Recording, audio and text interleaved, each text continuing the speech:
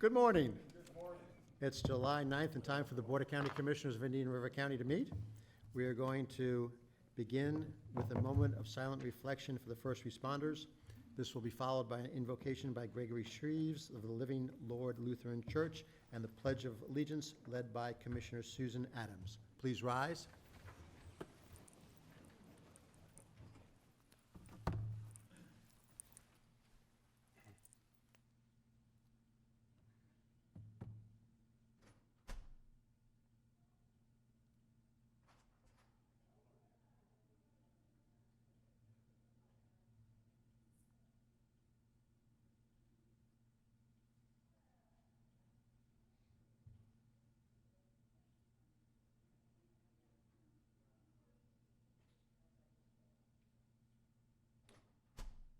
The Lord be with you, and we pray. Almighty God, bless those this morning who hold office in the government of Indian River County, that they may do their work in a spirit of wisdom, kindness, and justice. Help them remember that they are called to serve the people as lovers of truth and justice, and to use their authority to serve faithfully and to promote the general welfare. We ask this in Jesus' name we pray. Amen. Amen. Please join me in the pledge.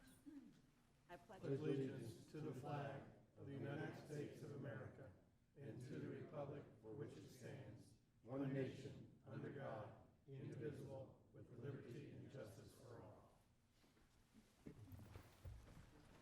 Thank you very much, Pastor Shreves, for that prayer. I will now ask if there are any additions or deletions to the agenda.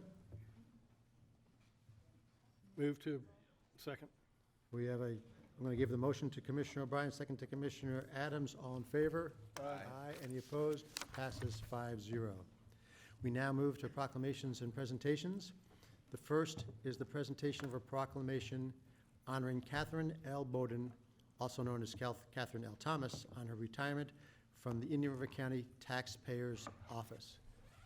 And it looks like Ms. Bowden and a big crew from the Taxpayers Office are just coming in. Yeah, y'all just keep standing, just come on down. Yeah, just move up to the podium. Don't bother sitting down. Everybody can come on up. Good morning. Good I'm morning. Catherine Thomas Bowden. Thank you for coming today. Thank you for having me. With a few. We're going to give everybody a chance to come on up. For lots of years. Ah, wonderful. Hope you don't need a tag renewed right now. This is a good group coming up today.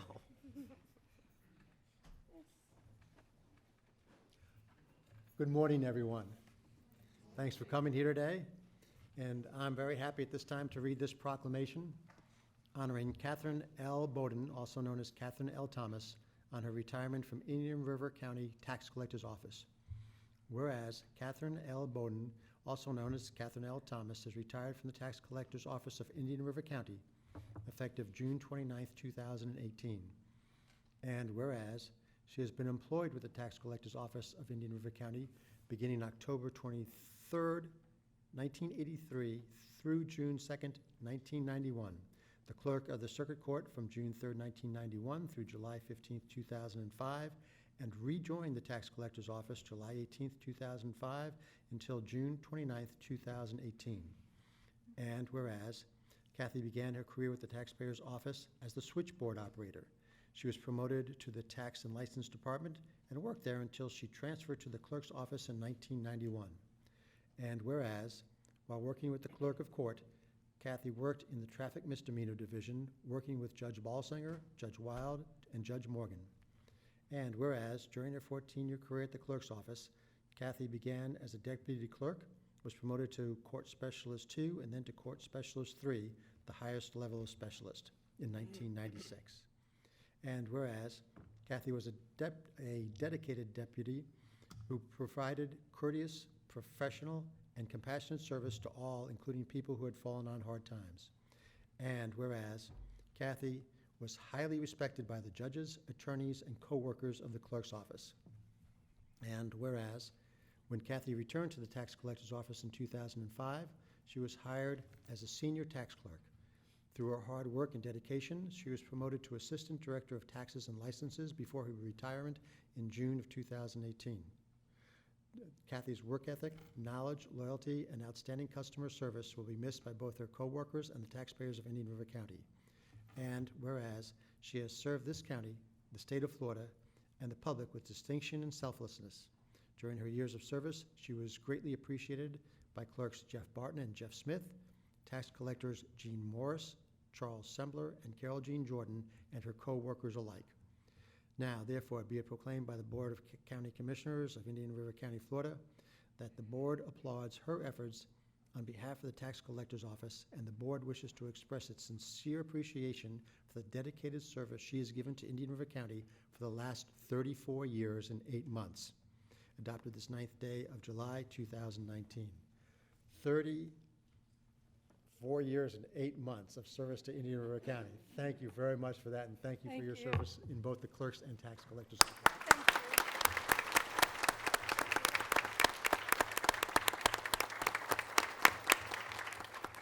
Thank you very much, Commissioners and all my friends and co-workers that have supported me all the years that I have been here. I actually retired last June and had a very difficult year, but with the strength of my loved ones and my family, I'm standing here today and hope to have many more. But retirement was chosen for me, and it hasn't been too bad. Lifelong friends you've made. Right. I've met so many people that were very good to me and helped me along the way, and I love them all. And they still are supporting me up to today. I have a very good, big support system, and that really helps. Oh, And great. I appreciate you having me today.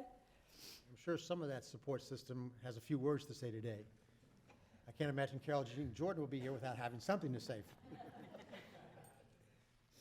Well, on behalf of the tax collector's office and also the clerk, Jeff Smith wished he could have been here. He sends all his love, and he you. also told all his employees they could come out as well. So we appreciate that. But we appreciate Kathy, not only her years of work, but her strength with what she's going through.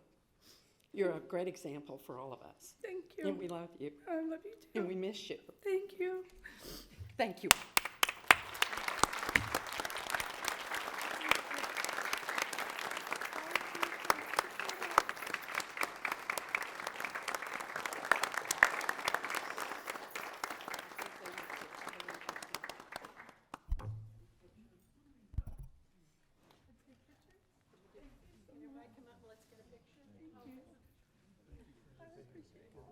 Thank you very much.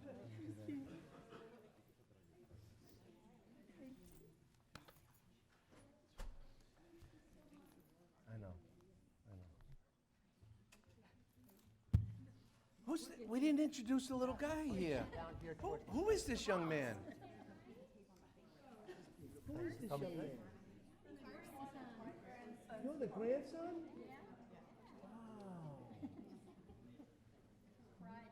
Yes. Pride and joy. Good morning. Good morning. Good morning. Listen, bring your safety crowd this way.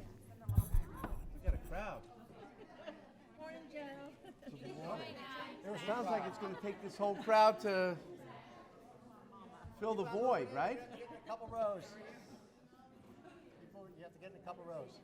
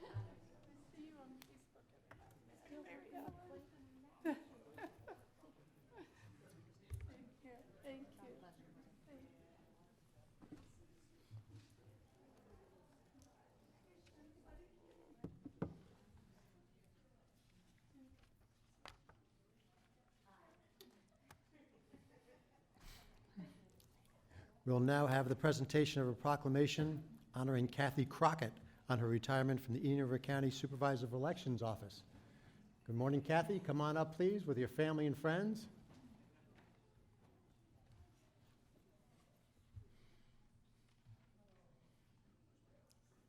Kathy is one of the first people that want to be elected officials like us tend to see when we go pick up paperwork from the Supervisor of Elections Office, and I know that for me, she's been very helpful, trying to make some of that bureaucratic paperwork. You know, our first, you know, if you can't get through that, you know, paperwork, yeah, you're not ready for government work, I think so. But she certainly makes it a lot easier and more understandable, so thank you for that. And with that, I'm very happy to read this proclamation honoring Kathy Crockett on her retirement from the Indian River County Supervisor of Elections Office. Whereas Kathy Crockett is retiring from the Indian River County Supervisor of Elections Office effective July 17, 2019. And whereas Kathy began her career in 2003 as an election specialist and advanced to the position of voter registration and candidate coordinator. And whereas Kathy has experienced noticeable improvements in office space, beginning with her cramped quarters in the prior county administration building, the old hospital, to the 13 modular trailers assembled in the county parking lot, to the current Taj Mahal located at 43rd Avenue. And whereas during Kathy's employment, Indian River County has grown from 74,234 to 115,119 registered voters, a 55% increase. And whereas Kathy witnessed many voting equipment changes during her time with the Elections Office as voting methods evolved from touchscreen to the current optical scan paper ballots. And whereas during Kathy's tenure, she has experienced the implementation of no excuse absentee ballot voting and early voting. And whereas Kathy has attained national certification as a certified elections and registration administrator. And whereas Kathy has been involved with the planning and implementation of 32 elections. And whereas Kathy was involved in the first ever machine recount of 3 statewide races, followed by 2 manual statewide recounts. And whereas Kathy has dedicated 16 years working tirelessly to protect democracy through her professionalism in election administration. And whereas it is with great respect and admiration that we acknowledge and recognize the legacy of service Kathy has shared with the Supervisor of Elections Office and our nation's elections community. And now therefore be it proclaimed by the Board of County Commissioners of Indian River County, Florida, that the board applauds Kathy Crockett for her loyalty and dedication to the county, and the board extends their heartfelt wishes for success in her future endeavors and a happy and prosperous retirement. Adopted this 9th day of July, 2019. Kathy, thank you very much for your service to Indian River County, and thank you for being here today. Thank you. That was a lovely proclamation. Oh, I love you too.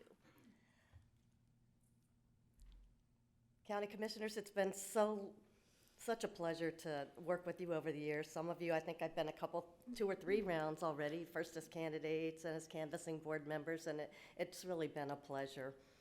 Can you be happy and sad at the same time? That's how I feel today.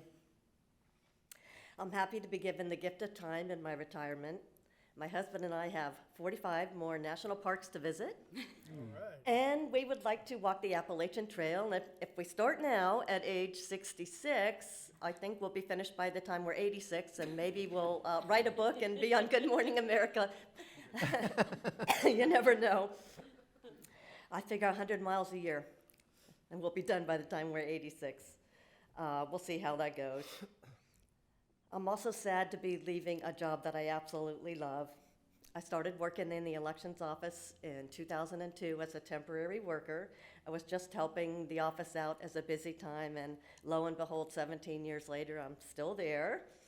I never thought that would happen, but I love the elections process from the very beginning when someone registers to vote until the final tabulation of votes on an election night. It is such a fascinating and complex process, and I'm very proud to be part of the team who conducts elections in Indian River County. I think we do a wonderful job. We have a great team. I've been very lucky to have the best boss in the world, Leslie Swan. I wanted just to say a couple things about her that touched me the most. She is such a thoughtful and caring leader. She never fails to ask how we are, how's the family, how was the vacation. She never forgets a birthday. She leads by example. If we're working 15-hour days, Leslie's working 16-hour days right there beside us. I'm really gonna miss her. And then I have my coworkers. Oh, they're just like family to me. We've shared so many things over the years: weddings, funerals, babies, grandbabies. We've laughed a lot, we've cried a lot. We act like siblings. When we get really busy at election time, we get all cranky and stressed out. And in the morning, one of our most stressful times is when we turn the phones on, because the phones just ring off the hook. We're picking them up, and so we'll come in, and at 8:29 and a half, somebody will say, "Did you turn the phones on?" And then someone else will say, "No, I thought it was your turn to turn the phones on." And then the other one will say, "No, it's your turn." And we act just like siblings, but at the end, we love each other, and I'm gonna miss them so much. This isn't goodbye, it's see you later, because I really plan on coming back next year to help out when things get really busy at the elections office, just as a temp again this time, though. And that's it. Thank you very much. Thank you. I'm gonna miss it.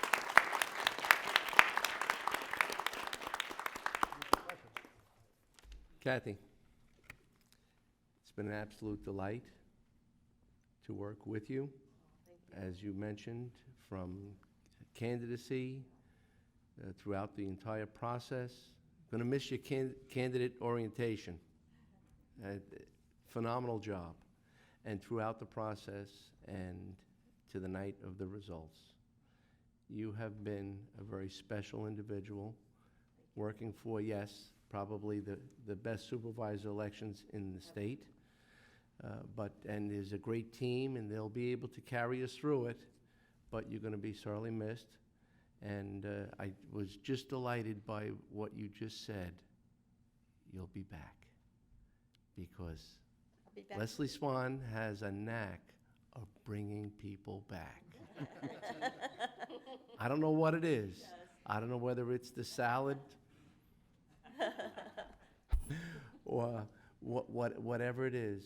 All come back somehow, some way, whether a volunteer, part-time, or full-time.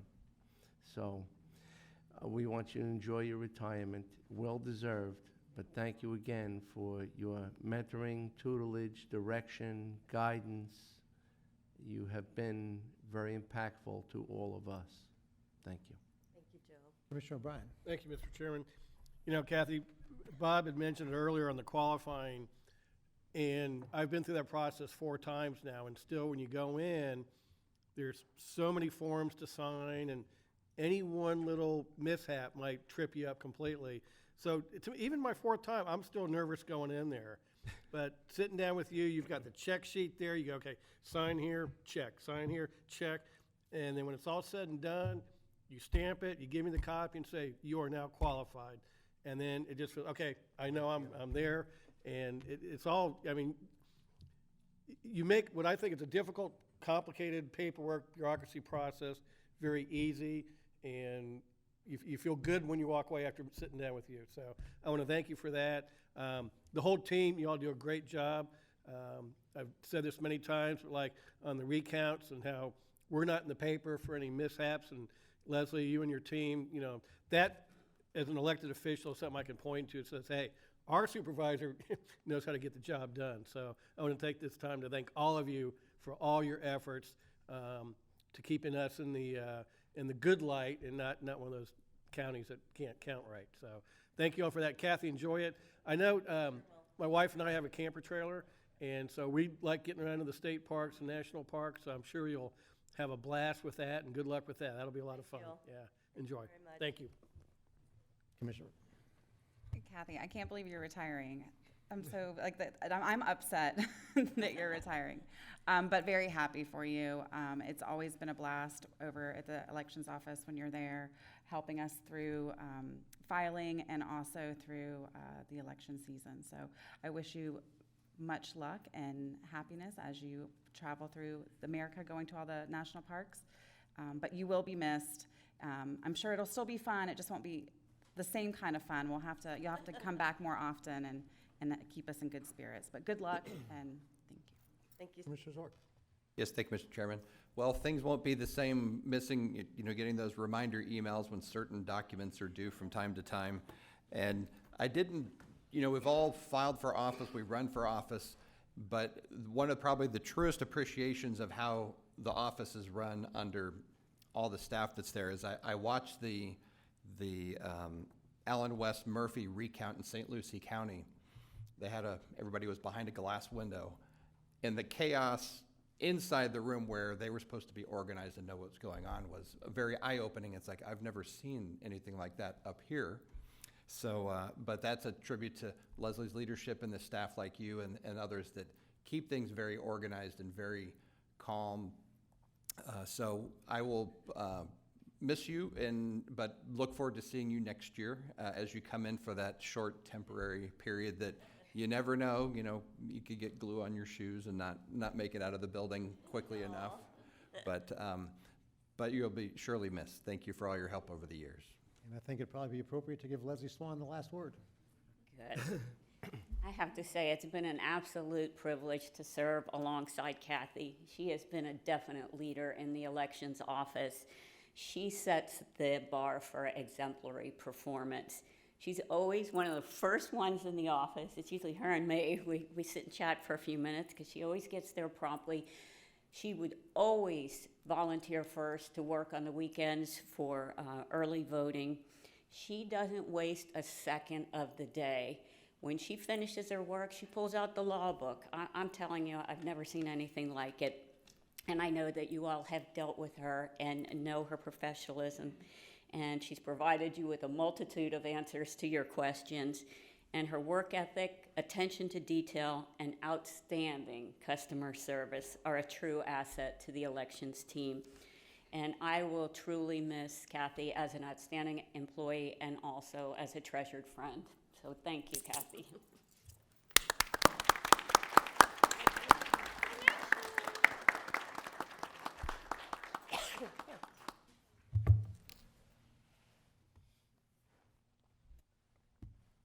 The others, if you want a picture, might want to come on up. I think the whole gang has to. Enjoy your travels.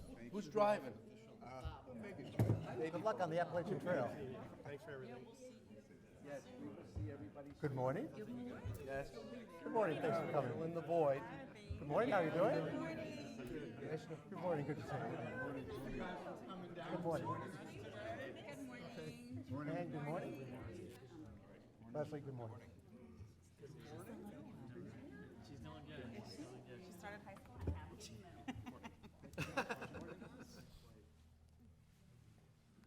Look for the dot on Susan's dot on the floor.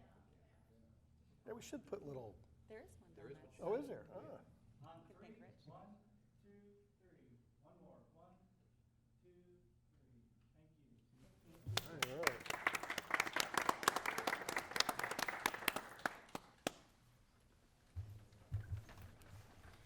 All right. Thank you.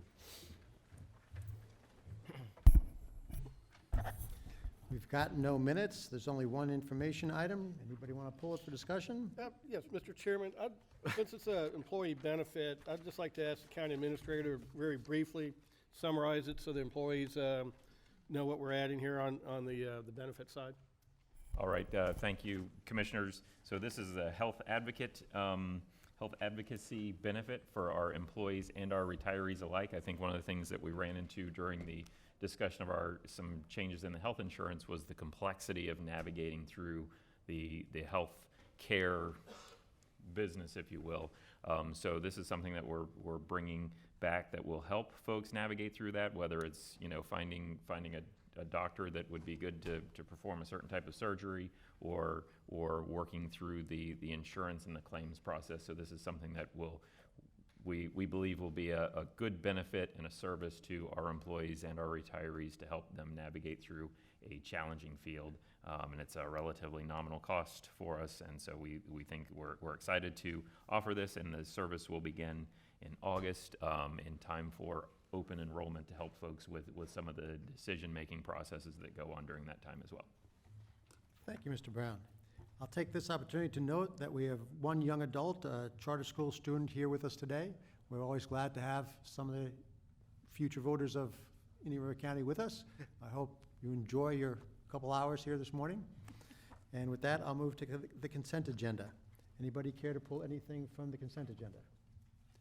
There being none from the board, I'll ask if there's anybody in the public who'd like to pull anything from the consent agenda for discussion.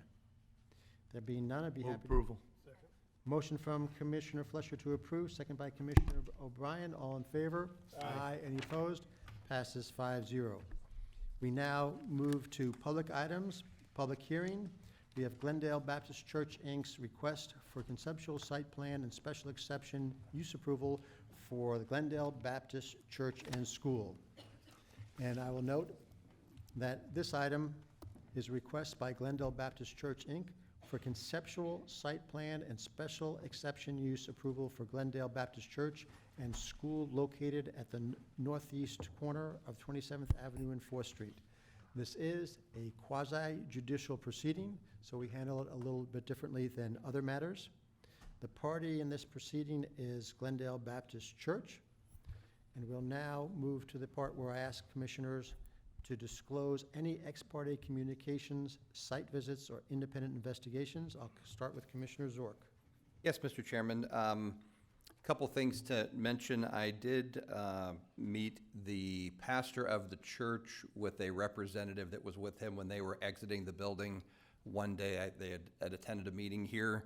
Was more of an introduction. He was relatively new to the area. I had not met him before. They said they were moving forward with plans on, I think at that time they hadn't purchased the property yet. No real detailed discussions of what their plans were. There was something that was mentioned, something about a turn lane or something like that. First time I'd seen the actual site plan was in the Press Journal article this past week. And that is all I have to disclose, Mr. Chairman. Thank you. Commissioner Adams. None of the above. I myself have none. Commissioner O'Brien? I have none. Commissioner Fleischer? None, sir. Thank you. I'll now ask you to confirm that the commissioners have an open mind and are able to base their decision on the evidence presented and applicable law. Commissioner Fleischer? I can and will. O'Brien? Can and will. Can and will. Adams? Yes and yes. Can and Commissioner will. Zork? That was a yes? Yes. Excellent. We're now going to have the presentation, if any, by Glendale, presentation by county staff. Sorry, I didn't mean to skip you. And before that, I'm going to ask if there's anybody from the public or staff who thinks that they might want to testify today, if you would please be sworn in by the clerk. Even if you're not sure if you're going to speak, please stand up and affirm with the clerk. Now I'll ask the clerk to swear all witnesses collectively. Do you swear or affirm to tell the truth, the whole truth, and nothing but the truth? Good. And now I'll formally open the public hearing and begin with the presentation by the county staff. Good morning.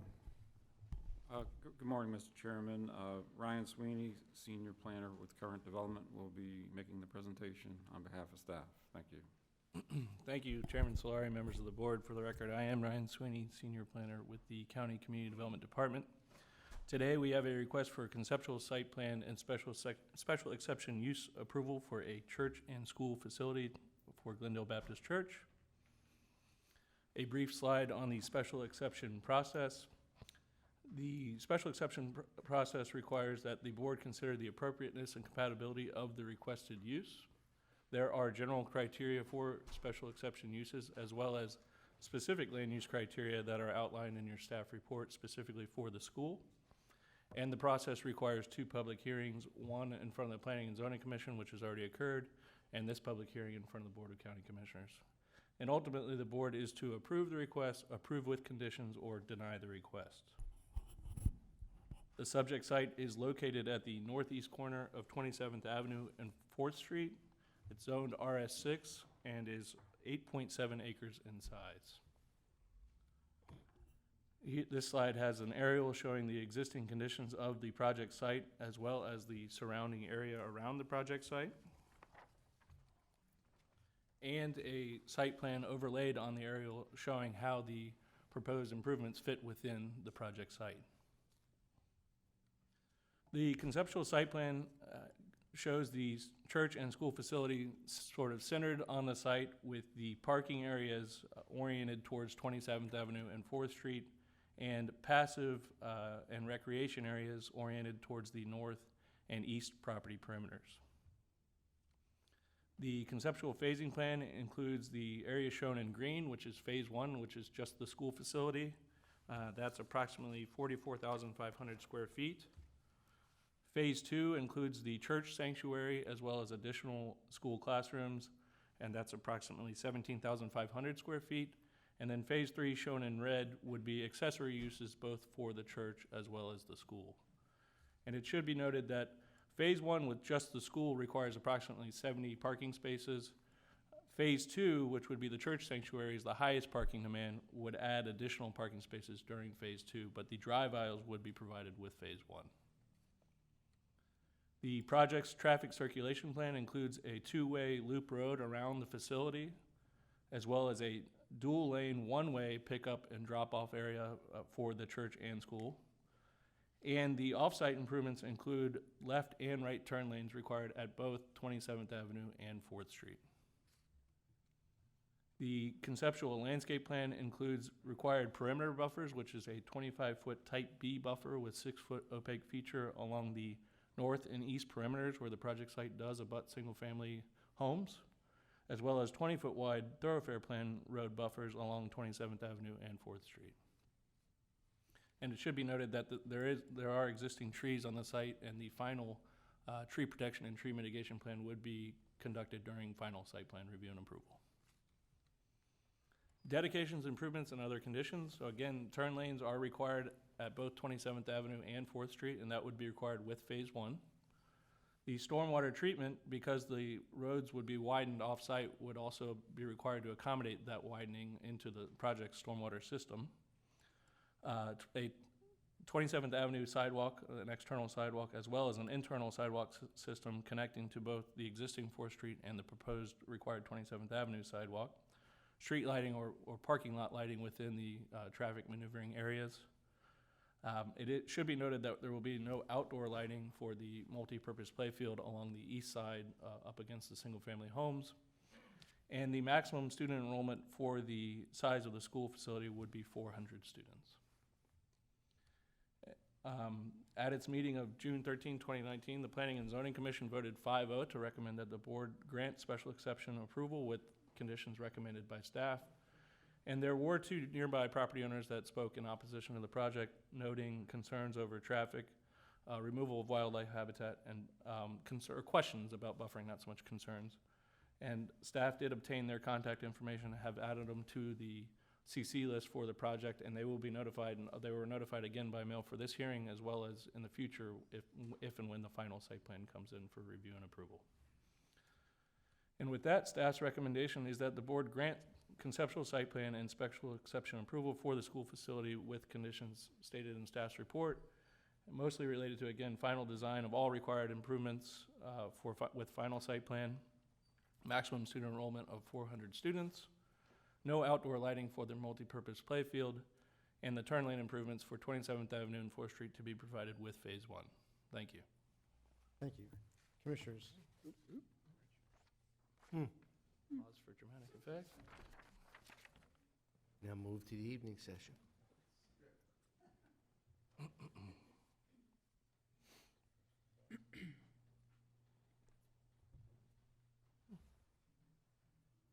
Thank you. Thank you.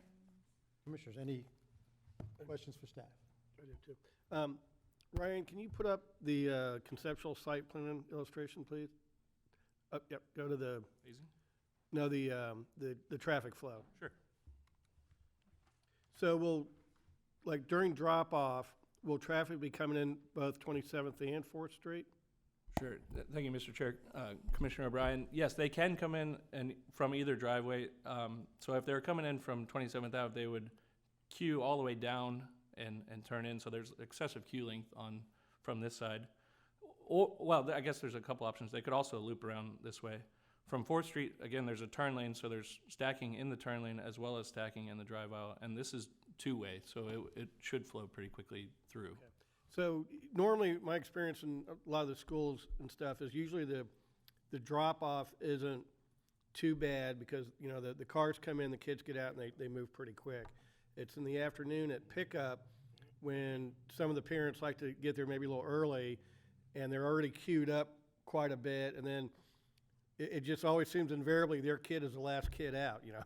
And so for those times, is there sufficient stacking on the pickup time to where there's plenty of room where they won't be backed up and on the road, where there will be some, you know, no parking on the road signage, things like that? And Right, so operationally, sometimes those have to be assessed once this facility is operating with signage and what have you. But again, the queue length, the way they've designed this with this drive aisle all the way around the back, I mean, it's I would say plenty to queue along this driveway here and fill in. Also, these angled parking spaces allow folks that do need to park and go in to maybe pick up younger kids, can come in and get back out pretty quickly.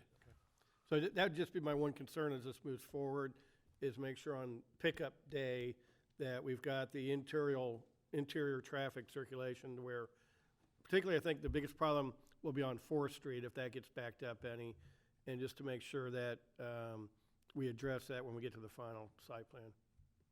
Thank you, Mr. Chairman. That's all I have. Any other questions for staff?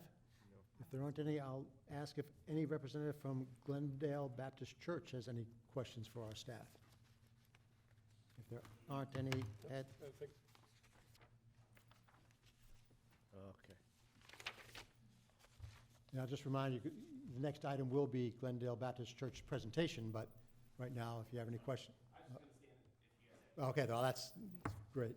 So now we will say that there's a presentation by Glendale Baptist Church, if you have any comments. Good morning, staff. No presentation. Essentially, I'm Ryan McLean with MBV Engineering. We just want to appreciate staff's hardiness on working through this project and make myself available if you have any questions or comments for the representative. Thank you. Any questions, commissioners? I have one, Mr. Chairman. Did you, in looking at the green queue line, if you will, I was just trying to do an estimate of, but it looks like you could put probably 150 cars in that queue in green. Yeah, there's a specific number that I don't unfortunately have with me, but yeah, a substantial amount of queuing. You could tell that, I mean, essentially everything possible for queuing was taken into account. Basically, we try to essentially stack as much as possible in this facility. Because concerning, we're well aware of the issues we see on 27th Avenue, of course. I mean, there's no wholeheartedness there. We're trying to do everything we can to accommodate a facility at this location. Right. Okay, thank you. And Mr. Chairman, I do have one question of staff, or should I save that? We can save that. Okay. I'll ask staff if they have any questions for Glendale Baptist Church. There are none. Thank you very much. I'll now ask if there's any input from the public. Anybody from the public wish to speak on this item? There's nobody from the public. So we have a final presentation, and I'll ask the staff if they have any final things to say. Commissioner Zork, do you have any questions for staff then at this time? Just one. If this was a district school or a public school, would they don't have to ask us for permission when they build anything, so would they be subject to the same turn lane requirements? Commissioners, John McCoy with the current planning staff. There's a process that's set out in an interlocal agreement between the district and the county about a process that any new schools goes through. So first of all, it starts with the site selection where, again, the county weighs in and gives comments and concerns about any sites. And then once it gets past the site selection process, it gets into the development review and design. And again, the county has input, but it doesn't have an approval at the end of that process. It's more of a negotiated through that interlocal agreement. And those are the sort of things that are certainly taken into concern, is the effect on public facilities that's laid out in that interlocal agreement. Okay, thank you, Mr. Chairman. Thank you. Yes. Just, I read through the P and Z minutes and the two citizens that had some concerns. It sounded like mainly it's the wooded area and buffering and noise and things like that. I'd like to point out that one, this is currently allowed, 6 units per acre, so whoever would come in to develop this land would still be taking out a lot of the vegetation and all that would still occur.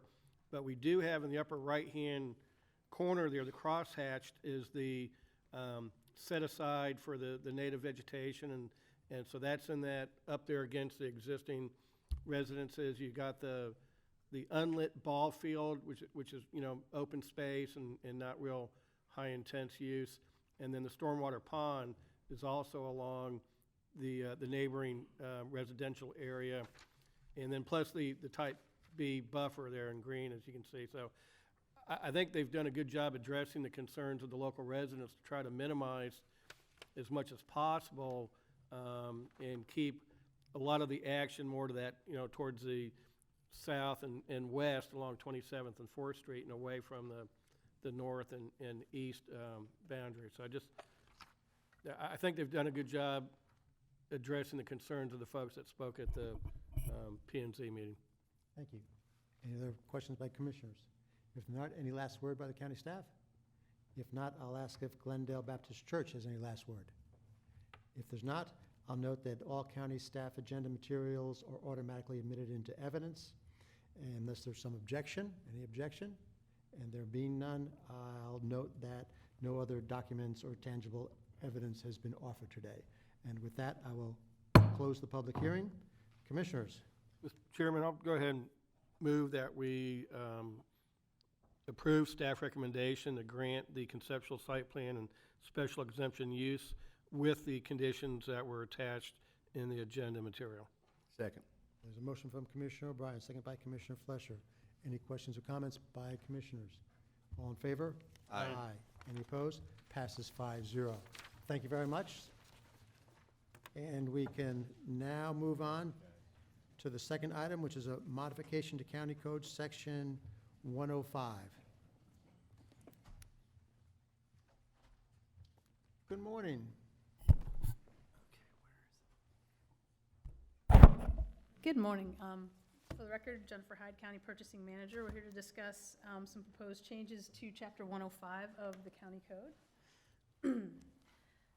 While Scott's bringing up the presentation, just as an overview, Chapter 105 defines the general authorities that relate to purchasing and how we do business in the county. The goals of the changes in the ordinance are to improve our efficiency and make some alignment with statute. The first section is 10501, the County Administrator's Authority. Currently, his authority is limited to $50,000, and that has been in place since 2005. The proposed ordinance increases that authority to $75,000, with the goal to provide slightly higher threshold for as-needed working goods, and that's just an increase in general to his authority. Doesn't mean he has to exercise it.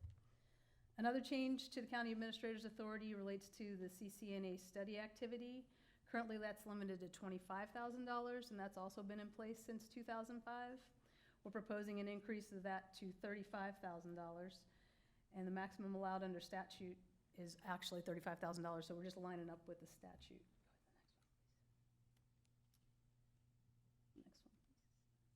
The next is a formal authorization by the board for the county administrator to utilize cooperative and piggybacking procurement methods. And this is just to line the code up with what's in the purchasing manual. Another section we're proposing to modify is 10502, the county commission. And this is just a reflection of increasing the administrator's authorization to purchase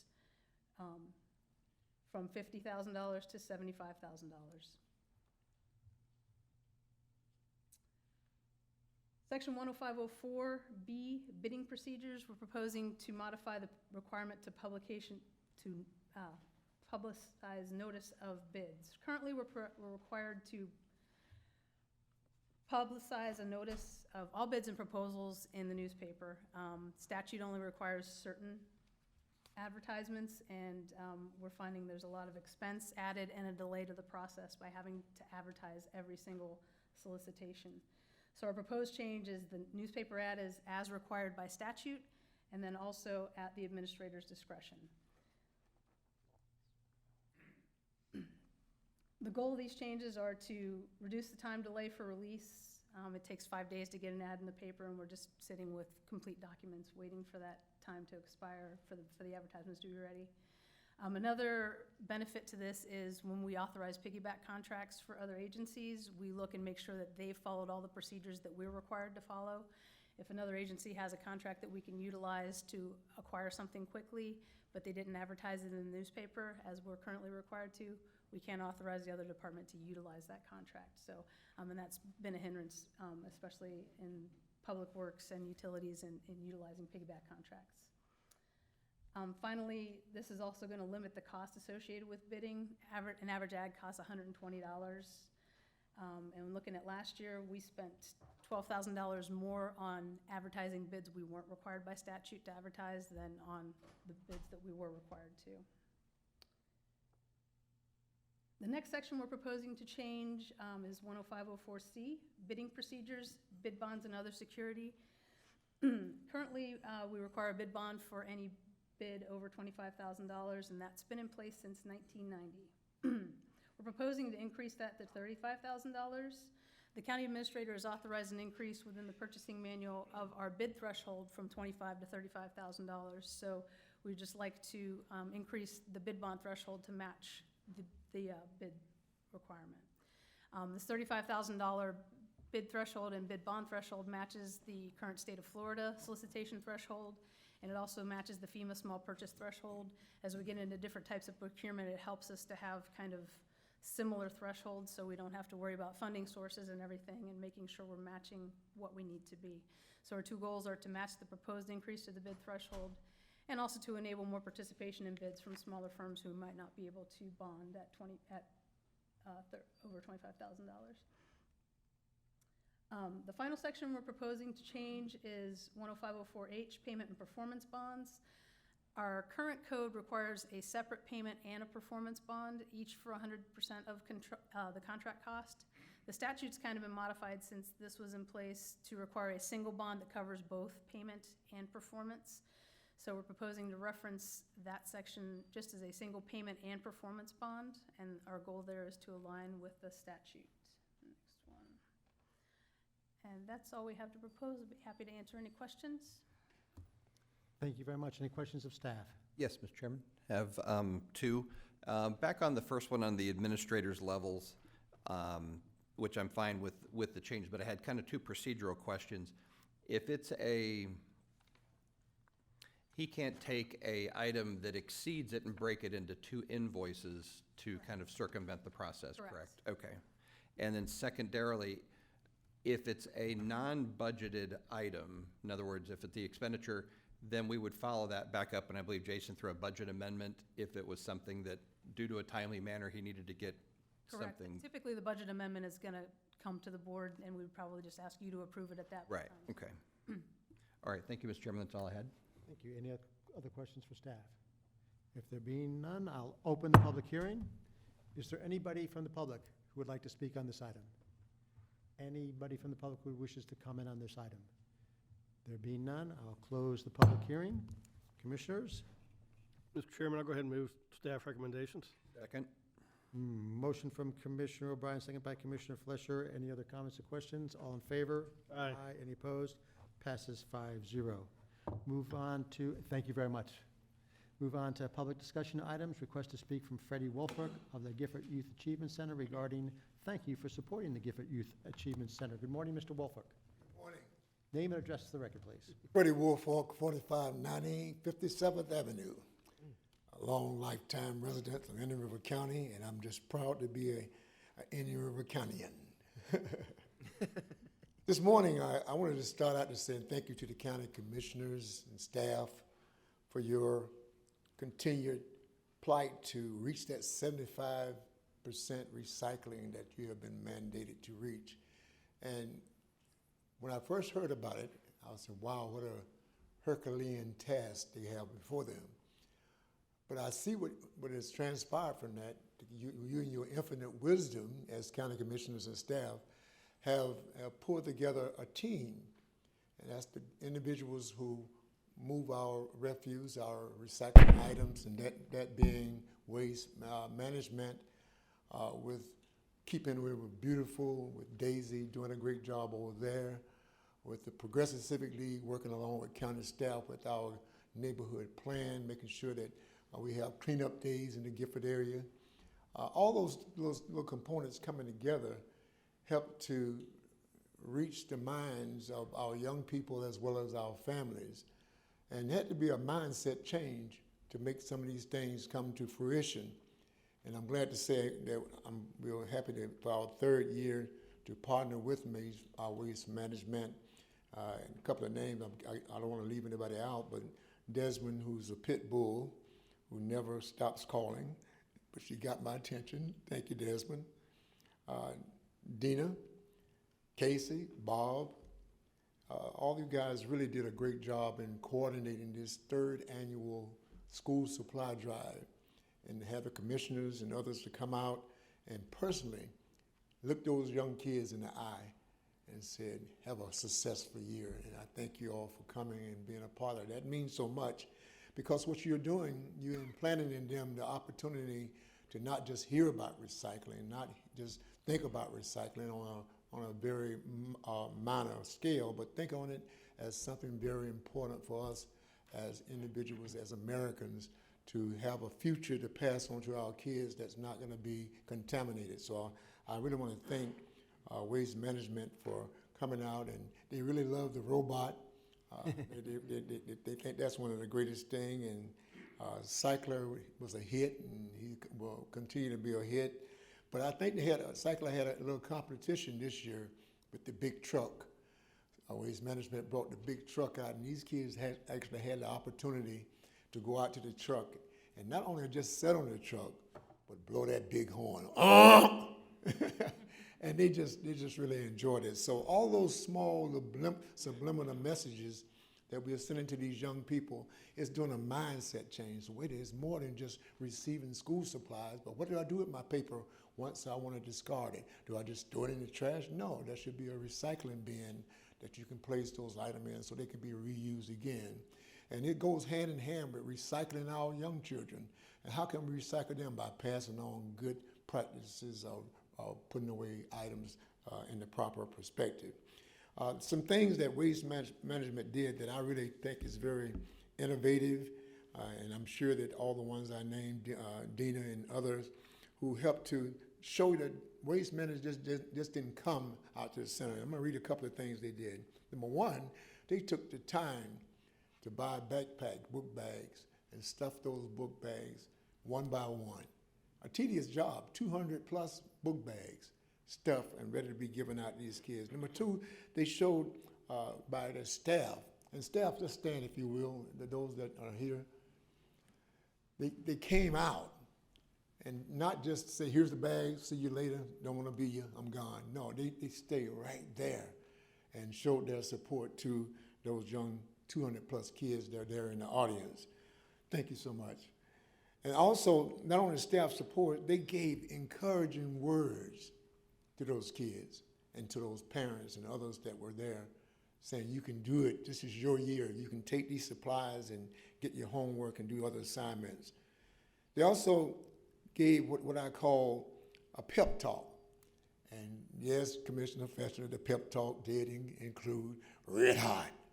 And we did Red Hot, and they performed right with us with Red Hot. And the kids just, once again this year, enjoyed that.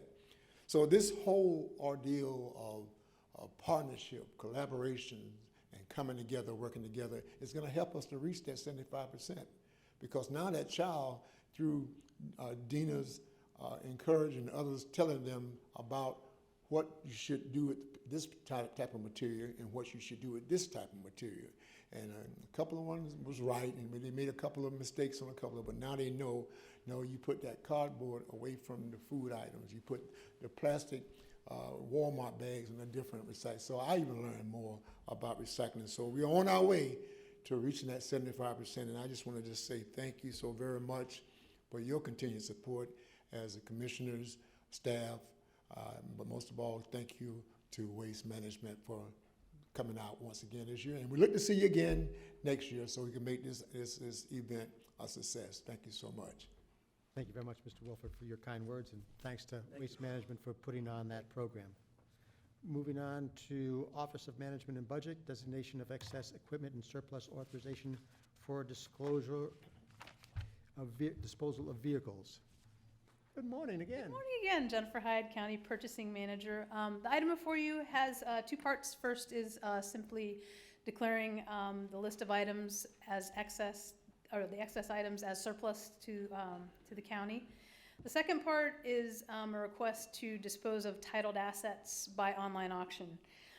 Historically in the past, we've had countywide auctions with various municipalities participating. They used to be a big draw. It was also a lot of work for staff. It would take a couple of days for our fleet folks to be able to get the vehicles from wherever they were to the auction site. Sometimes that entailed putting a used battery in them just to start them to get them there, and a lot of times it entailed having vehicles towed just to get them to the site. We usually had it at the fairgrounds or the sheriff's facility, and it was just kind of a labor intensive for a few days. We've seen lots of rain, lots of heat, and in the last couple, low attendance just because we didn't realize there was another auction going on in Orlando or something that was drawing a lot of buyers. So in the last 8 to 10 years, we're seeing fewer of our fellow agencies participate with us. The last auction we had was December of 2017. It was just us and the Sheriff's Department, mosquito control, and everyone else has kind of moved on to doing their own thing. Back in 2014, the board did authorize us to start selling surplus, with the exception of titled assets, online. We have 2 different platforms that we can use that are under contract, statewide contracts. And it's been working out pretty well. It enables us to get rid of things as it's available instead of warehousing things until we have a big auction. One of the concerns initially was that the processing of the titles and ensuring that liability is removed from the county once we sell a titled asset. So the board has independently approved 2 different online auction sales of titled vehicles. One was an ATV that was hit by a rogue wave, and another was a pickup truck that was vandalized. Both of those cases, we were able to in-house process the title paperwork appropriately and also complete the DMV bill of sale to ensure that the county is not reflected as the actual owner of those. The last live auction in December had 49 vehicles. We just now got up to 32 vehicles that we need to get rid of at this point. The sheriff's office, the school board, the city of Vero, everyone is selling their items online. So really, our items are going to be the only draw for a live auction. So at this point, I would like to request the board's authorization to sell the 32 titled assets that we have on hand that are declared surplus online. Come back and be able to illustrate to you that it's an efficient process, that we are gaining revenues as we would typically expect or greater than we would typically expect in an auction, and then we can discuss a long-range plan for getting rid of those vehicles in the future. But right now, I'm asking for permission to dispose of the 32 titled assets online. Thank you very much, Ms. Hyde. Any questions from Ms. Hyde? No. There being none, Commissioner. Chairman, move approval. We've got a motion from Commissioner Fleischer, second by Commissioner Adams. All in favor? Aye. Any opposed? Passes 5-0. Thank you very much. Next up is Water and Sewer Revenue Refunding Bond Series 2009, and approval of a resolution for early payoff. Ms. Daniels. Good morning, Commissioners. Kristen Daniels, Budget Director. Before you today is the Water and Sewer Revenue Refunding Series 2009 approval of resolution for early payoff. So as the board will recall, on July 2nd, staff was granted approval to begin the process of calling off the $11,315,000 in outstanding principal for the Series 2009 bonds. Paying off these bonds 5 years early will provide a net present value savings to the utility of approximately $893,000. Staff has worked with our financial advisor and our bond counsel to ensure all redemption requirements are being met before the September 1st, 2019 first available call date. As part of this year's 2009 bond requirements, the county is obligated to maintain a debt service reserve account. This is equal to 1 year of the maximum annual debt service on those bonds. So therefore, $3,151,995 of the payoff will be provided by a reduction of that debt service reserve account. The remaining principal, outstanding principal of $8,163,005 will be funded by the utilities cash balance. The anticipated cost of approximately $5,000 to cover the bond counsel and financial advisor services will be taken from the utilities operating budget. So with that being said, staff recommends the board approve the resolution authorizing the redemption and payment of this year's 2009 bonds for a total of $11,320,000. Thank you very much. Any questions of Ms. Daniels? Move staff recommendation. I've got a motion by Commissioner O'Brien, second by Commissioner Adams. Anybody from the public wish to comment on this item? There being none, all in favor? Aye. Any opposed? Passes 5-0. Thank you very much. We now move to Commissioners' Open Dialogue. Commissioner Flesher. Mr. Chairman, I just want to say thank you to all of our county staff and our veterans for the dedication of the flag that we were to erect at the Gifford Youth Achievement Center and the Victor Hart Senior Complex. It was a very nice ceremony. I know there was a lot of hard work involved. The conceptual plan was a flagpole and a flag, and it turned out that with the work of the veterans and staff, we had a ceremony that was quite substantial. I almost felt as if we were on Memorial Island, and it was Veterans Day. It was a magnificent occurrence, and I just wanted to thank everybody publicly who was involved with that process. Thank you, Commissioner. Commissioner O'Brien. Thank you, Mr. Chairman.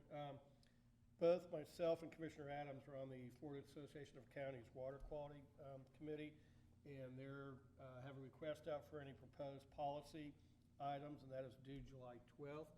So I would encourage any of the commissioners, if you have an idea or anything that you want the water quality policy to consider, is to get that to the FAC staff before the end of this week. And secondly, again, Commissioner Adams and I are both on the Growth, Ag, Transportation, and Environment Committee, and there also is a call for policy proposals out. A little bit later extension, I'll have something on the agenda next week with more detail on that. But again, for commissioners, if you have items, and I know it's a little early for our legislative process, but FAC is kind of getting an early start here. So if you do have any proposed policy items, either for water quality or the gate committee, please get those into FAC staff. Thank you. Mr. Chairman. For me, the highlight of the week last night, and maybe the last couple maybe the last couple months, was finally the grand opening of Osprey Acres. And that is a great facility. I went there on Saturday, walked about 2.5 miles through it. The signage is excellent, so no urbanites are going to be lost when they walk through the wilderness there. But for me, I got there, and there were 3 cars already in the parking lot on a very hot day, so it was good to see it was used. I was getting out of the car, and another gentleman was just finishing up walking through it, and I chatted with him for a while. He was very happy with the project, with the walkthrough there, and after I walked through there, it was very easy to see why. I tend to think this was going to be one of the county's premier facilities. I think it's going to be very, very well used. And it wasn't until a couple days later that I realized, yeah, and this project should also be good for TMDL remediation. So for many people in the community, this is going to be a place to go, walk and enjoy some time in the wilderness. And a lot of people probably won't even realize that it's helping to clean up our waters as we go along. So I want to thank staff for that. I think this is a great project, and I'm very happy to be a very, very small part of something that I think is very, very good for our community. Commissioner Adams. Thank you. I know last meeting, we had a robust discussion about tourism funding and tourism in general. And I just wanted to note for the board that since July 1st, the Sebastian Inlet State Park has been voted one of the 7 best fishing piers in Florida. Wallet Hub ranked Vero Beach the 21st best beach town in the United States. Vero Beach was also ranked #1 for toddler-friendly vacation by Family Vacation Critics. And lastly, I think this is really the most important, most inspiring. Vero Beach was listed as one of National Geographic's 15 epic summer trips. And I think it's important to note that on that list was places like Paris and Bermuda and Ecuador. And in order to be even, considered with destinations like that, you have to be marketing appropriately and reaching those tourists. And I think that just speaks for itself with our marketing program through TDC. So again, I just want to thank you guys for your support and wanted to share those accolades with y'all. And that was before Osprey Acres, so I That was expect we're going to before go up a couple. I know. Wait till we get on the birding list. All due to the leadership of the chairman of the TDC, too, our own shining light. Well, yeah. Sure. With that, we'll move on. Commissioner Zork. Yes, dittos to a number of things the other commissioners had brought up. Was great participating in the 4th of July parade, and this was the first time I actually got to drive a vehicle in air-conditioned comfort in the 4th of July parade. So I'm thoroughly spoiled versus Commissioner Flesher was walking with the veterans, and boy, I tell you what, it looked really hot outside that window. Well, it was warm out there, but we moved out over with the Gold Star moms and families over 4,000 United States flags. Nice. And I have to say that anybody that watched the parade had to see that this was probably one of the most patriotic moments. I think the street was lined with flags. And I want to thank everyone. A lot of different entities handed out flags, and it was surely seen. At the end of the parade, I walked back to the beginning of the parade, and I only found 2 flags that were left behind. So people appreciated it, and it's nice to see we had that great respect for our United States flag. That's right. Even saw some Betsy Ross type flags. Yes, quite a bit, quite a bit. Lastly, kind of on a tourism note, I figured it was July 5th, and my wife said, hey, why don't we go to dinner over onto the beach? And I'm like, it's the middle of summertime. We'll probably won't have to wait at all. We can walk right in and get a table. We were much surprised to find it was a 1-hour wait upon our arrival. And it was literally packed. The sidewalks were packed. There were people still on the beach even though the sun was setting. And so we just kind of took it all in, watching all these folks that were some local, some from out of town, struck up some conversations with some folks who had just taken their son to start school at Embry-Riddle, had a great conversation with them, shared with them a program that's going to be coming up with Embry-Riddle here in our local community.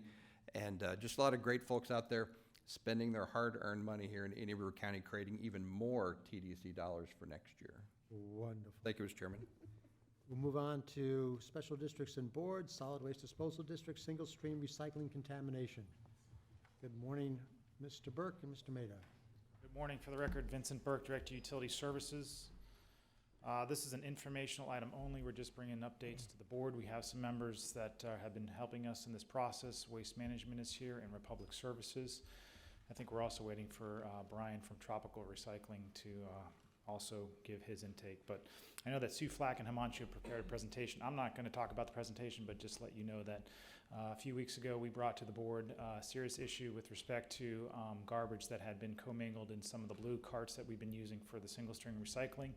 It turns out we do have some affected areas in the county, and we have been working with code enforcement and our partners with Waste Management to be able to try to address this issue. So again, this is just an information update, and Himanshu and Sue are going to walk you through what we found and give you some more information.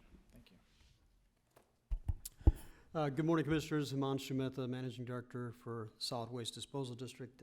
As Vinny mentioned, Sue's here. And I think you've individually received some updates about this issue, and we wanted to kind of come together today and just kind of give you an update on what's going on. As a quick background, I think this board and all of us together for the past 5+ years when we switched to single stream recycling program, the push and the state goal for trying to get to 75% recycling, and throughout the state and country, a lot of communities were going to single stream recycling and the Carter program, and we did the same thing. We were pursuing that goal, and we certainly saw, and as we've given you updates throughout these past few years, the single stream recycling program, in terms of the CART program, the participation increased.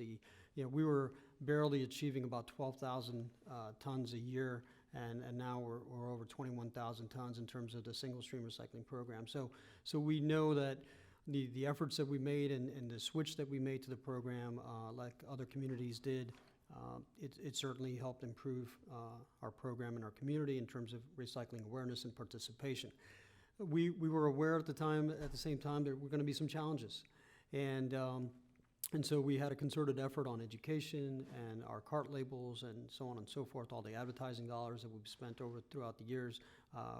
At the time, we also hired an education coordinator. So again, we've all been supportive on, we have to educate the residents. We got to keep reminding them on how to recycle correctly, but aware that there are challenges to any successful program.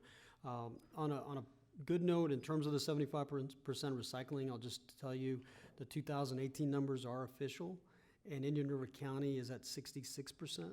And in terms of traditional recycling rate, we're the second county, most effective recycling in the state of Florida. So in terms of that sort of a statewide goal, we're doing really well, but however, there's local challenges. And in order to continue to have a robust program that we can be proud of, we wanted to bring this issue to your attention. So the picture right on the screen is kind of the thing that we want to talk to you about. Is what we're finding is that there are residents in the community that are using their recycling carts for garbage service. And that is what it's doing is already to a challenging recycling market, already to a challenging processing program that we could have the whole street doing really well, but we could have a few residents that are doing this that would contaminate the whole load, and so that's what came to our attention. Early in April, we got an anonymous call. And it was, again, just residents kind of, looking out for the program, and I called our office and said, hey, I think some of my residents are using their recycling carts for garbage. So Sue went out there, we got code enforcement involved, and just initially kind of just started looking around in this community. We confirmed that's what was occurring.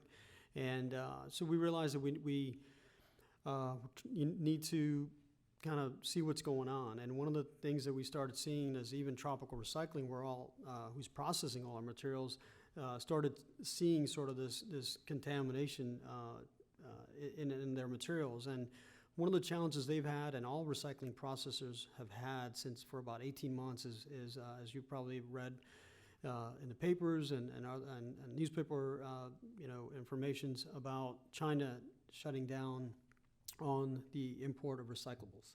And so what Tropical Recycling, as other processors have done, is they've slowed down their conveyor belts, they put more people on there.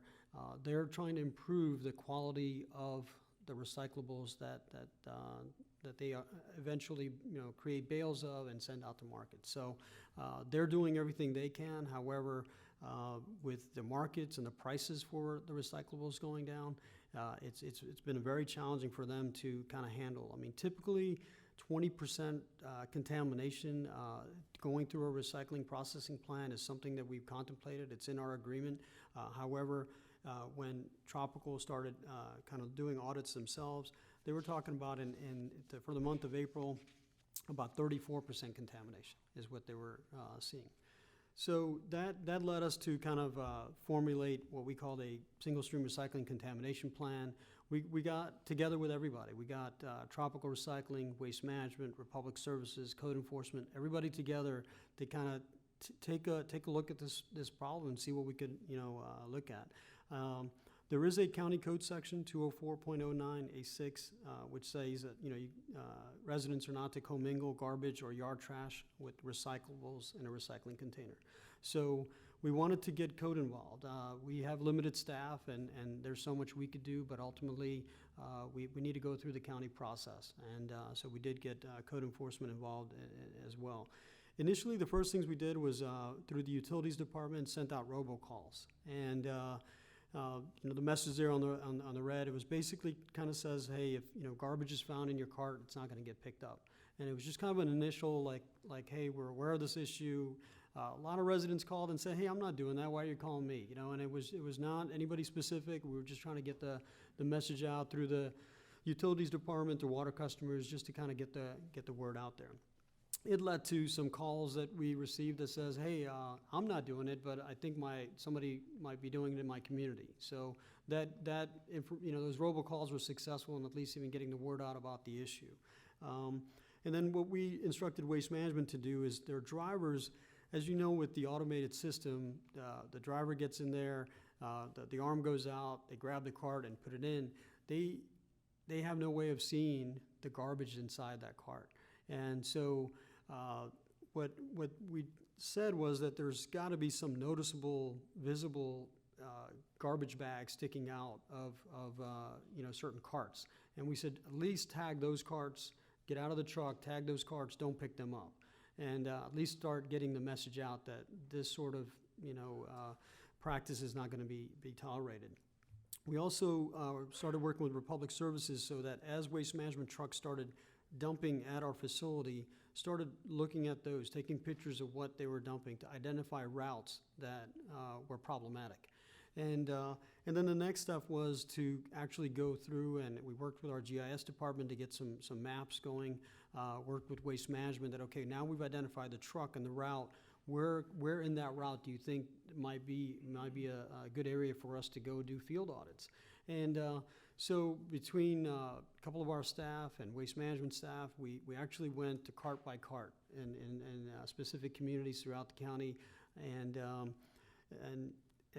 trying to basically to see what's going on, tagging the carts, and trying to educate the residents as to what's going on. And the goal of the action plan was ultimately that if we found repeated violations, then we would follow the code enforcement process of sending out warning letters and then eventually going through the code enforcement board. I'm going to kind of turn it over to Sue. Her and Antoine were kind of key in going out to a lot of these communities. So. I've looked in a lot of recycling carts lately. Thank you.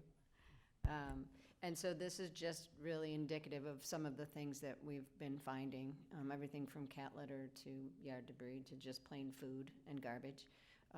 Some carts that you can see have been evidence that have been tagged numerous times. We try and also include an education piece. I know, especially the times that Himanshu came out with us, he has no problem knocking on doors, but leaving literature and really just talking to the residents, getting out there and talking to them. What's going on? Why are you doing this? And so what we've found is a few things. First of all would be some apathy. We've been in this program for a while now, and there's just so much information out there that it also leads to confusion. And there's confusion with some of the residents as to what can really go into the cart, and that leads to wish cycling, things that shouldn't go in there. So that's what we found. So of course, education being our biggest key point right now, we've done just about everything that we could to get the word out there, and we keep trying. We sent out 71,000 postcards through Indian River County. I'm sure some of you got them in the mail. This led to, I probably get about almost 200 phone calls a day. So people are calling. I'm hearing a lot of great feedback from residents on, all kinds of things. We've put radio commercials out there, newspaper articles, one in the TC Palms. Also, we've got Vero Flash, all of our news media, and on our website, so people can really get the word.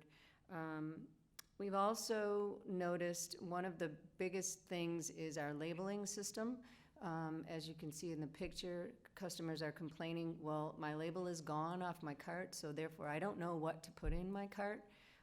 So we are thinking of hopefully going to a more standardized cart label, more streamlined and simple, because I think it's at this point where we need to be standard, streamlined, and simple, all three things together. Mr. Chairman, so Yes. on the postcards, were those sent to the, like, current resident of a certain address? Okay, so if they were renters, they would still get it? No, well, yes, it would. I mean, Yes. yeah, because, Come to I mean, their if you house. send it to the listed owner, that might be an address in Illinois or something. But if you send it to the current resident at that address, then if somebody's renting, they would have received that postcard, Right. right? Because I think that's we did one it by- area, because people move in, and maybe the only cart there is the blue one, and they have no idea. Exactly.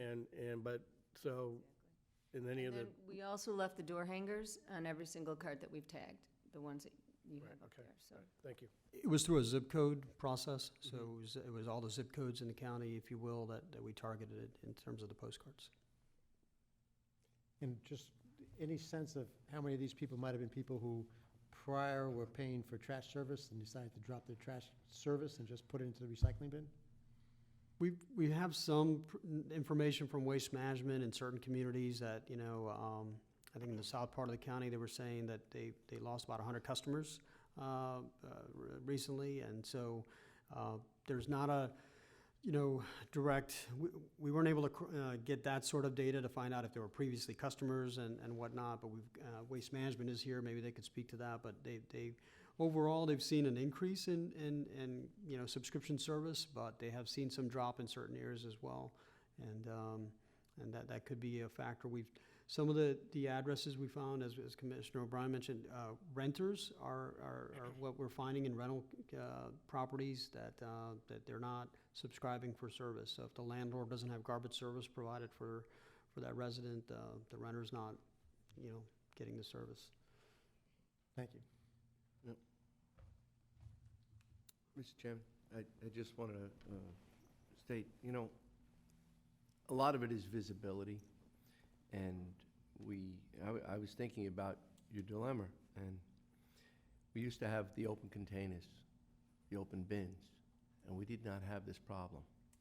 Basically, people would just put pure recycling in there, rinse stuff out. We'd have bottles and cans and cardboard, and the local animals did not interfere with it. You didn't have any raccoon problem or any animals ferreting in the trash.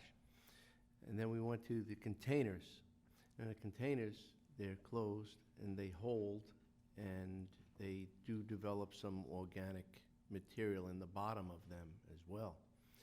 So they do get a little bit of an odor. I mean, there's a way to keep them clean, but the process with the lid over it gives you concealment.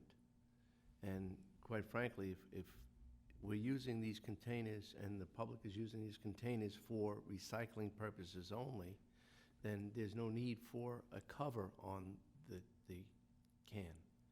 And if it's picked up automatically, we would just be able to receive that into the truck without any peril. I don't think anything would be blowing around, and we would probably cure the problem.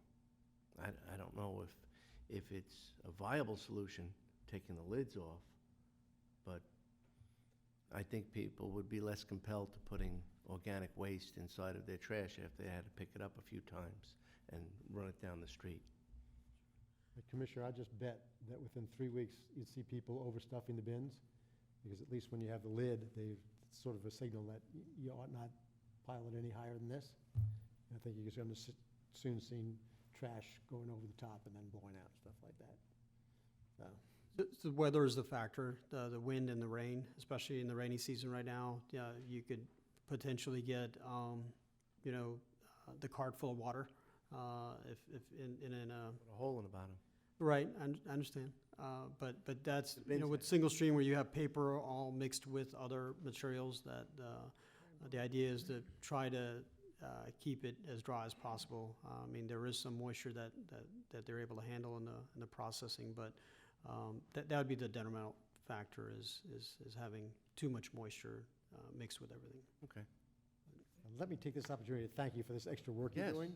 I mean, it's certainly not the most pleasant type of work you have to do in your job. It's unfortunate that some, and I think you're very kind when you said some of these people were confused. But I appreciate that. But, thank you very much for going out there and going the extra steps on this. Yes. It's not always pleasant to check into people's garbage and stuff like that, but it's unfortunately right now evidently some necessary, so thank you. And I must say, I have thoroughly enjoyed speaking to every single resident that calls in, because they have a lot to share and a lot to say, and I've learned a lot about their needs and helping them out, just sending them stuff in the mail and talking to them, and they'll say, well, I'm a culprit, I've been bagging my recyclables. They just they didn't know. So in their defense, it's been great to educate them that way. Finally, wanted to just talk about, the focus was kind of identify, educate, and then enforcement. And so, as we mentioned, code enforcement has been part of this. About 195 violation sort of warning notices were sent out the week of June 10th, based on the audits in June 10th. So on June 20th, they did that. And then so far, about 6 formal code violation letters have been sent out for repeat. This is sort of 2 times, 3 times, as Sue mentioned. The cart's got 3 violations on there. They continue to put the cart out. One of the things we were doing at times is, when I was out there, is we would tag the cart, and I would pull the cart back up into the driveway, so that because sometimes the residents and they could still pull it back onto the road, but they would go and just pull the tag off. Some residents got smart that we were coming out there, so they decided not to put the cart out by the curb. They would wait for the recycling truck to come, and 10, 15 minutes before the truck came down the street, then that's when they would roll their cart out. So there's still challenges out there. We, again, with 3, 4, 5 people, it's been very limited. We have not it's impossible to audit every single cart out in our community. There's still challenges with this, but we're hoping that the education we're doing, the messaging going on, and then eventually there are still more properties that are pending in terms of formal code violations. But we're following that process to see kind of hopefully, for right now it's about $10 a month. The potential fines, could be up to $500. So we're hoping that doesn't go that way. One of the things that we've talked to the county administrator about is potentially, maybe taking away their cart, but we'll go through the code process and kind of see where that goes. But if they're not using their cart for recycling, then it's almost the point they don't deserve to have it. Thank you. Any questions? Yeah, I'd like to add on to that. What we're talking about here is people that are actively using the recycling cart for the improper purpose, for garbage. If that happens and it's a repeated occurrence, we are going to move forward with the code enforcement action. It's going to cost those people up to $500. We may take their carts away. Now, this is different from people wish cycling or putting plastic bags in there. We want people not to do that, and we want to do education there. So we're not looking at punishment there. But in the instance that folks are abusing the system, the problem is it jeopardizes the entire that entire load. So those waste management trucks are picking up, I don't know, but hundreds of homes before they make their run to the MRF. And a handful of people throwing their garbage in there can ruin that entire truckload. So this is very serious. We're taking it very seriously. We will actively enforce this against folks that are actively doing the wrong thing with their recycling cart. I want it to be very clear that we're ready to take swift, decisive action if people are abusing the recycling system, because it jeopardizes the entire recycling program. So just want to make sure that we're clear on that. If people are accidentally putting the wrong things that aren't recyclable in their carts, we want to educate them, and we want to change that, but that's not something we're looking at enforcement. But if people are actively doing the wrong thing, we will take that very seriously, and we're ready to move aggressively on those folks. Thank you, Mr. Chairman. I'll go with Commissioner O'Brien. Thank you. you know, Jason, I'm all for getting the code folks after them and enforcing this and doing all that. I'm not sure removing the recycling bin is gonna have the outcome that we want, because I think these folks that are deliberately doing this, they're just gonna take that bag of garbage and throw it on the side of the road or something. I don't think all of a sudden they're gonna become these great citizens and say, oh yeah, I need to clean up my act. So I would say that if we find that after the education and after the code enforcement action, if we're still having a big issue with this, and I think this board, we need to revisit going to universal collection and putting a gray cart in every driveway so that they know where they need to put their trash. So I think I'd rather do that than take the blue cart away. I'd rather go to universal and give them the two carts so they know what they're doing. So that's kind of just down the road a little bit. I would like to take a minute to talk about Sue Flack. About 3 weeks ago, I went to the Lionfish Festival up at Captain Hiram's, and it was a extremely hot, humid day, and Sue was there manning the recycling booth. And Jason, I almost called you to tell you to call Sue to tell her to go home, because she was fighting the heat, and you could just, you know, see her there, but she stuck it out. She stayed there. She kept the recycle booth going, so I want to commend her on that. Secondly, a couple of weeks ago, Sue was the featured speaker at my South County meeting, and she did a great job there. The folks that showed up were very engaged. There was lots of questions, lots of discussion. So again, a great job by Sue doing that. So I want to thank you for all that. And then, are you the gentleman from Tropical? I am. Great. So last Friday, my wife and I took a load to the landfill, and we were going up the hill there, and there's a 18-wheeler in front of us. And so as we went through the process, the 18-wheeler came around and made the turn and backed up, and then we came and backed up next to that, and I looked on the side of the truck, and it said Tropical, so I assumed that was your guy's 18-wheeler. Most likely. So they open up the back doors, and then I guess there's a conveyor belt on the bottom floor.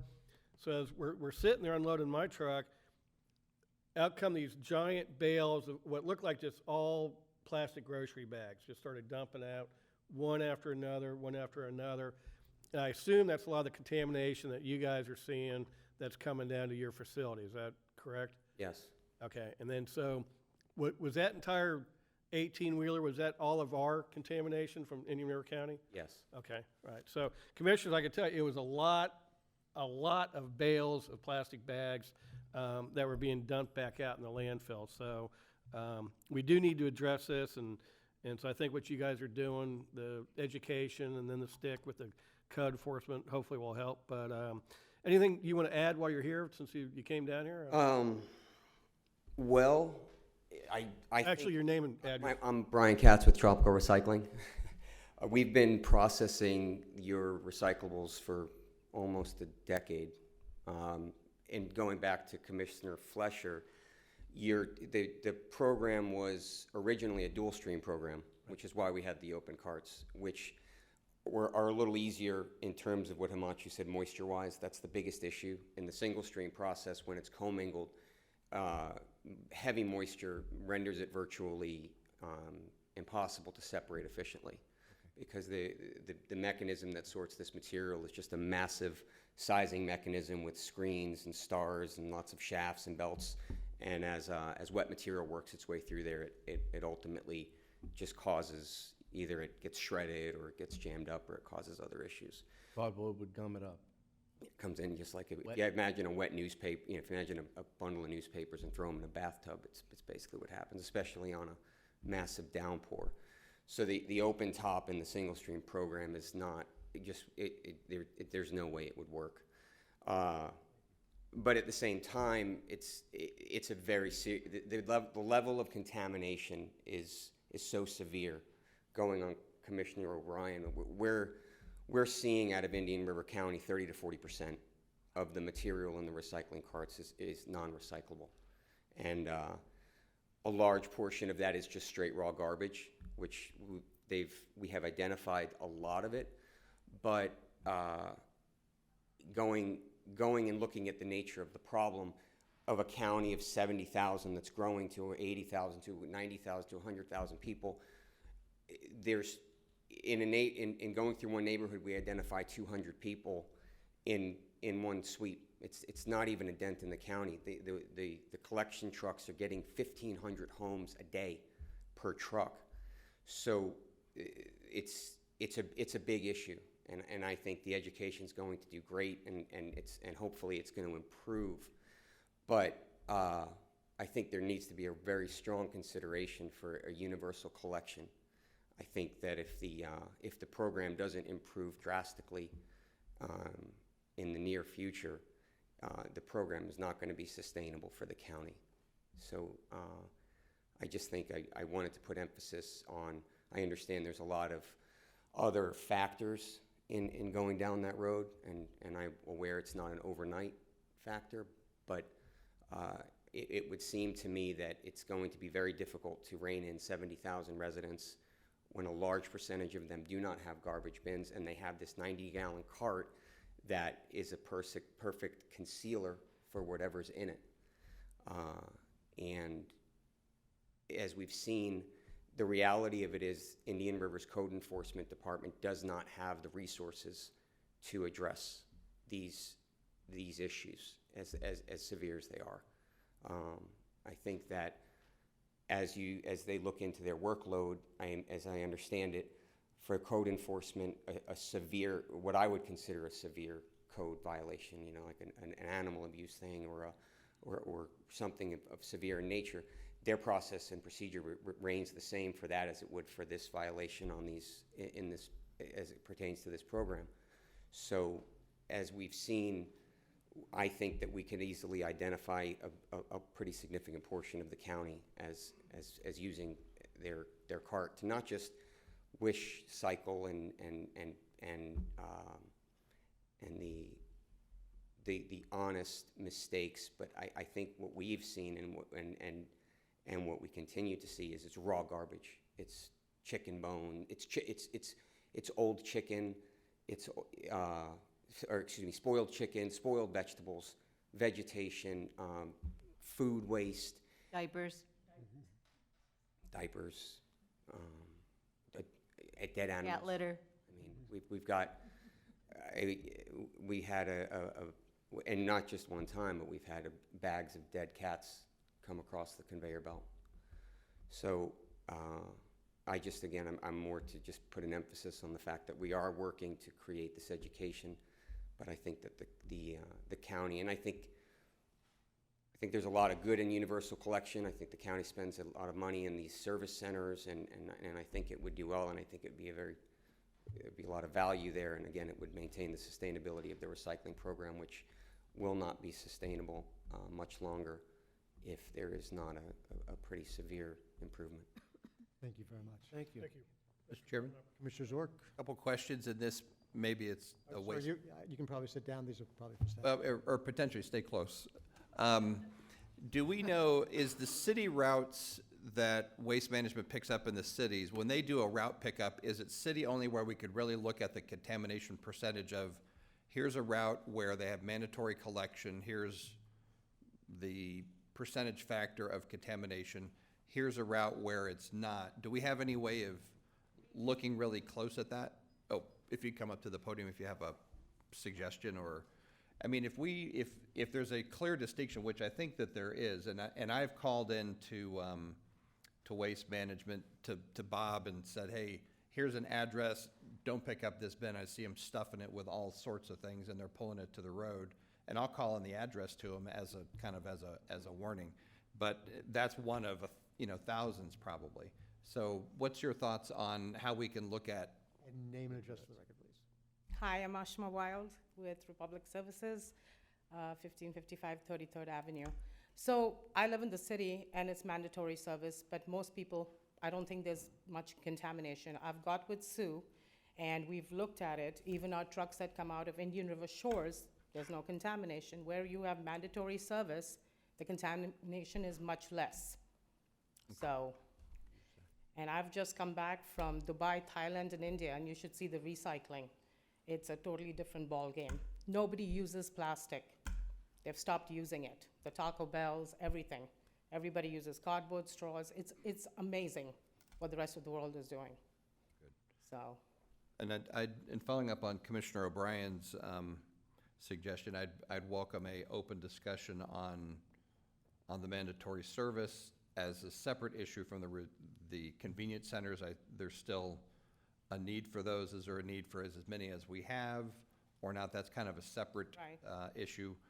Even though I'm a customer, I still find when I have those larger items, when you go through a move, that you load it up and you go to the convenience center. So you can't really get rid of all of them, but we may be able to streamline that. But at some point in the near future, if we wanted to have a robust discussion on this, if the data is really showing where you have mandatory pickup, the contamination is very minimal compared to what we're dealing with on routes where they're not.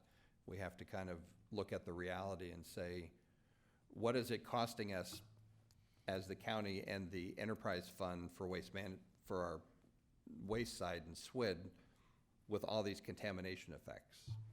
So I think we probably need to have a serious look at that. thank you. We can take a look at that. We'll get you info on that. And that is one of the things that we're going to potentially need to look at. We're trying other avenues to try and address this, but if we're not able to get it resolved through these other mechanisms, that is one of the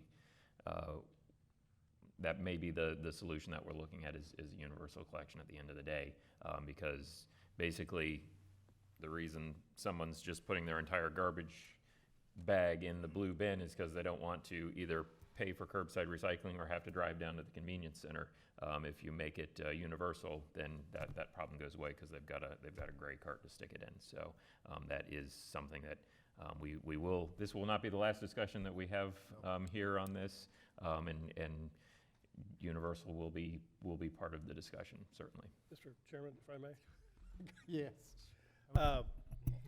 If staff is going to look into this, I'd like to ask if the board's okay with it for them to go back to Waste Management. I know when we approved the franchise agreement, there was a option for universal and a reduced price because of the higher volume, but I think there was like a 3-year window that was good for, and I think we've exceeded that. So if staff could maybe circle back to Waste Management and maybe not, they may not want to give us a hard, guaranteed price, but maybe a ballpark of what they might think it would be if we do go to universal, just so we have a working number to work with. And I think when we recycle this conversation, we ought to call it mandatory. This idea of universal is kind of like putting fluff on what it really is. Okay, I have no problem saying I know, mandatory. I just like using the words that really mean what we're doing. Chairman, one other that? question. Yes. Waste management. In the past, when the city, they had kind of one bill that had garbage service, electric on it, may or may not had water and sewer, depending on how the territory's chopped up. How is that functioning and how are they billing? Let's say if a customer was in the city but happened to not have water and sewer, now they have FP&L, are they generating a standalone bill, I guess, for that mandatory city garbage pickup? I would think. I don't have a copy of that bill, but I would say probably the answer is yes. Okay. They've reduced some of their billing from the electric side, but they have now a smaller portion of the bill that would probably do their water and sewer customers to take care of the garbage. So we can find out and get back. Okay, just be good to know the mechanics of how that would work. And with that, I'd like to thank you very much for that presentation and wish you good luck. And unfortunately, I tend to think that we'll be seeing you again with this same topic in the 2 or 3 months from now. Thank you. And with that, I thank everybody for coming here today, and we are adjourned.